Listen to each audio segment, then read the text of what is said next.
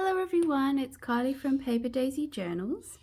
I have 3 small journals I'm going to show you today, and it is a design that I haven't really done before. I did something similar a long time ago with a doily to create a wraparound journal, and I've probably done a few of those, but this time I've actually used quilt pieces, so the wraparound part is a little bit more structured than just a doily.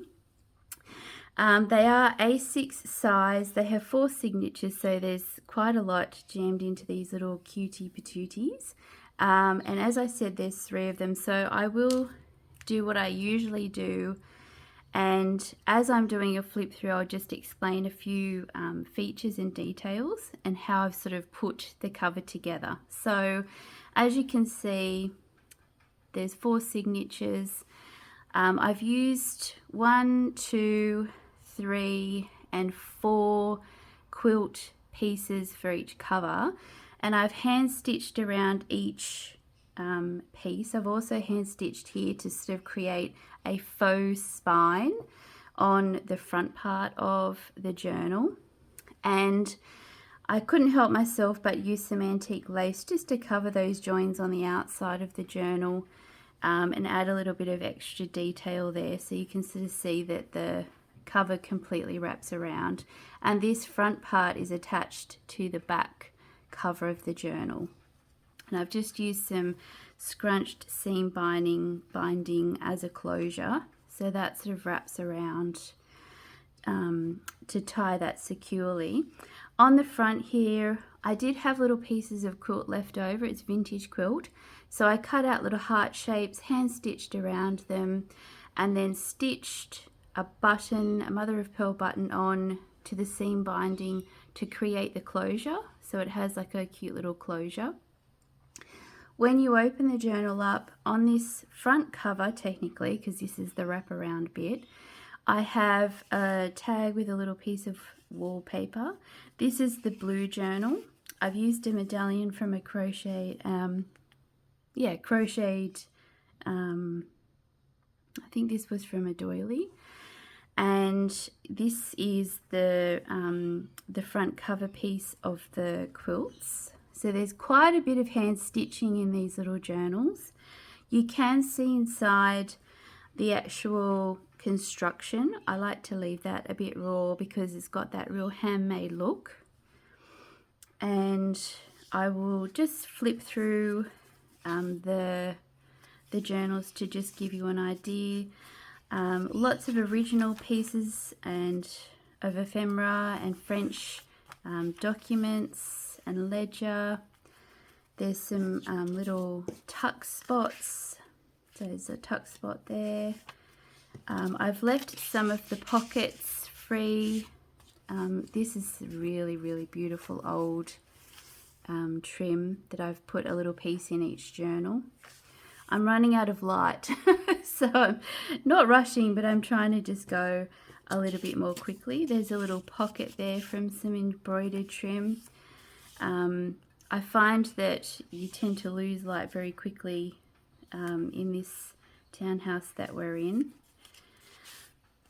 So some original pieces just tucked into some vintage trim there, and an original postcard as a little flip out.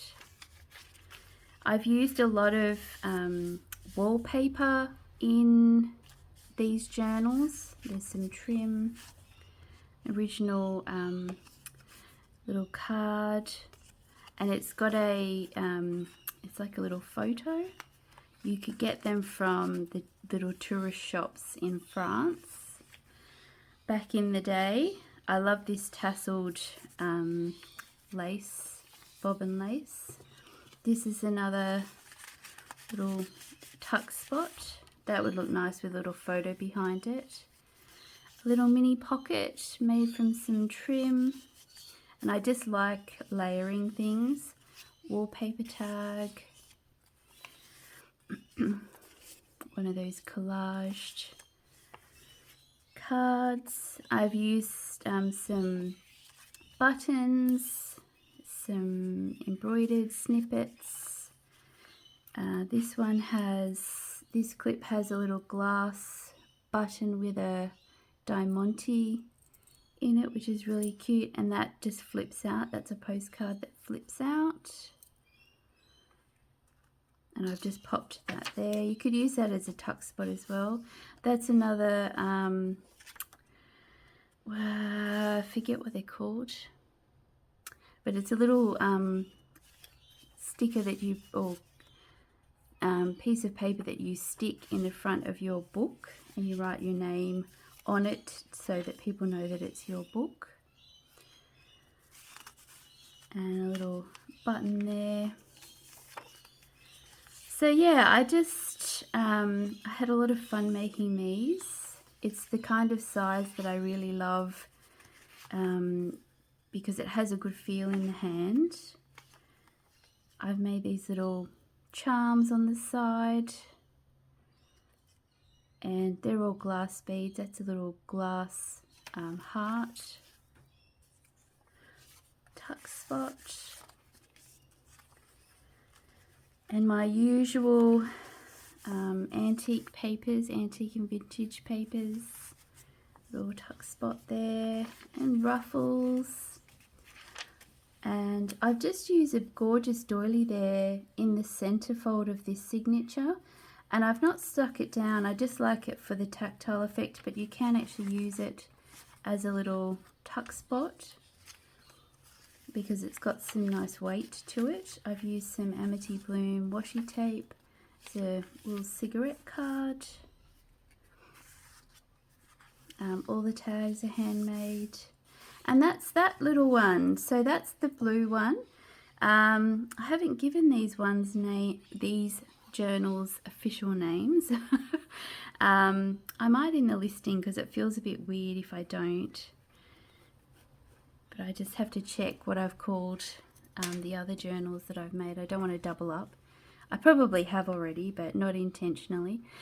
This is a really nice sort of grungy one with a sort of a pink theme, a raspberry pink theme, some gorgeous quilts. So again, the back covers one piece, the spine is a different piece, this front part is another piece, and then you've got the front cover. I just love that little heart, it's adorable with the button. So that opens out to the front cover with a little tag, and I've just stitched on a little crocheted patch there, some wallpaper again, lots of pockets and ruffles and buttons and lace and original ephemera. Oh, the sun's come back out. Had a really wild storm earlier on. Oh, it was a little bit scary. And I say that as an Aussie. not much scares us, but it came over really quickly and it was very intense. We survived, as we mostly do. This would look really cute with a photo behind it. I think that was actually off a very old wedding veil. Oh, this is in each of the journals I've done one of these, and that's an antique little leaf. I just love the colour, but I love the sound. I'm a little bit of a magpie. They like shiny things that tinkle. And some bloom tape there, and tulle is a ruffle. That's the little postcard of the sigh in there with a little button. And I won't take that off in case it does catch, but they're the little beads. There's a little heart bead there it's got a little mirrored side, and a gorgeous bead there, glass Murano bead. Little random bow. I think I always go into making these journals with like a plan, because having a plan, I guess, makes the process a little bit quicker. But I foil my own plans every time. I never have like a set beat, I guess, to my journals. There is a style. I do know that there's a style, but it's fairly random. Anyway, I just love creating. I just love doing this. This is my little passion project. And that's a gorgeous lace pocket on an original French document with a little stamp. Now this was interesting because I accidentally, when I sewed that pocket on, I didn't realize that the wallpaper was sort of stuck onto the back of it, so I accidentally sewed the wallpaper, but it's made a really cool pocket, so I call those a happy accident. And yeah, it's something that I love the look of, but I don't think you could like knowingly reproduce it, so it kind of makes that a little bit more authentic, I guess. I just love wallpaper too much wallpaper. Oh, I love this woman on this postcard. She's so dramatic, and the postcard's quite dark and old, so it's got that sort of patina. But you can see, oh, the detail on her dress, her bodice. Look at those roses, and I felt it just matched that quilt design. So everything seems quite haphazard, but it's quite intentional. I think that's the way with most journal makers. It's the thoughtful process, or the thought process that goes into creating them, that's quite can get quite intense, which is why I stopped making journals for a while, because I just didn't have that sort of energy to be able to focus. I'm so happy to be back and making things. I feel like I might be rushing a bit too, because I just want to get as much in while I can before the poo hits the fan, so to speak, and I go back into survival mode. But anyway, it's all good. Nothing that dramatic. That's a very dramatic thing for me to say, and I'm not a very dramatic person. So this one is a little, sort of lighter pinks and blues. I just really liked this quilt. That was gorgeous. So I sort of do like to colour code things as best I can. I liked how that sort of flowed through, and that's a beautiful piece of wallpaper there. And I've hand stitched around that pocket as well, just to keep it really nice and loose. And that's the back. I think I forgot to show you the back of the other one, but this one's really cute.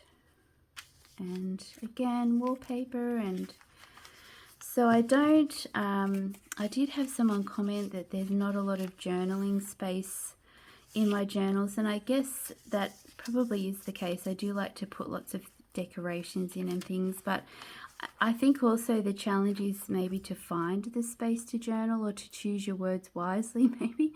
Oh, I have to show you this bead up close if I can. It's going to twist around too much. Look at that little love heart with the rose on it.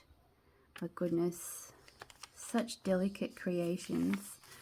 I'm so honoured to use some of these beautiful handmade things in my journals, because they're not something you can get now often, or if you do, you definitely pay a higher price. This is some beautiful lace here. Look at that little gold thread through it. Some delicate pages, some more robust pages. It's a very tactile journal. And a tactile journey too, I think. But a little pocket there for something special. I do like Nazi's washi tape. It's pretty special. Worth the expense of getting it all the way to Australia. And that's another little glass button there, and a gorgeous woman with some flowers, original postcard.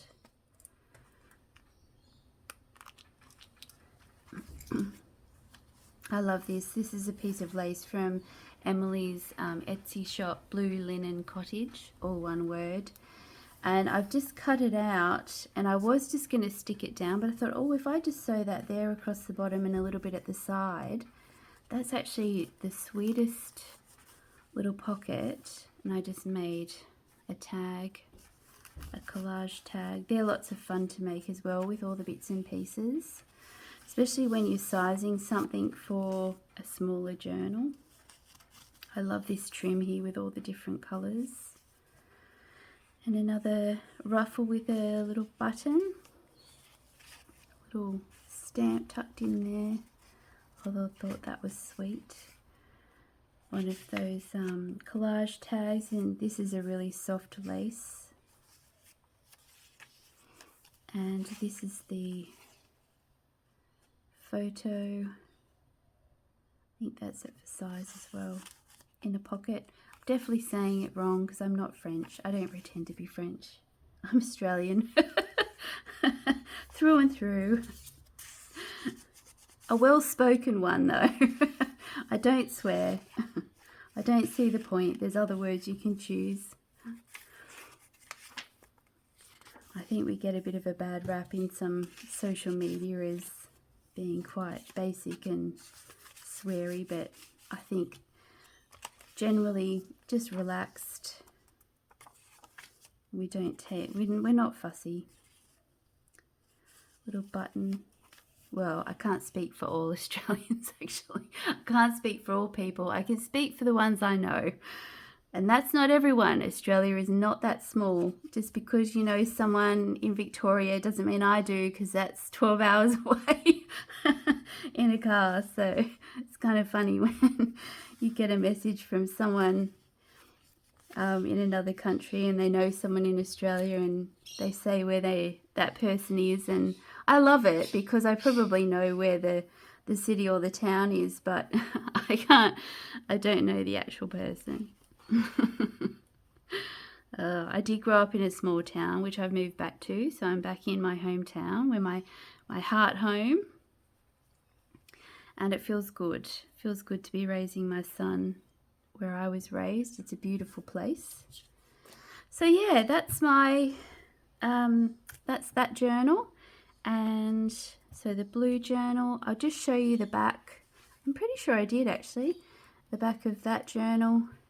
So all three, they are so cute. They feel great to hold actually. There is space to expand, because I guess that's the beauty of this front bit here. But as you can see, typical Kylie journal with everything out the top, out the bottom, out the side.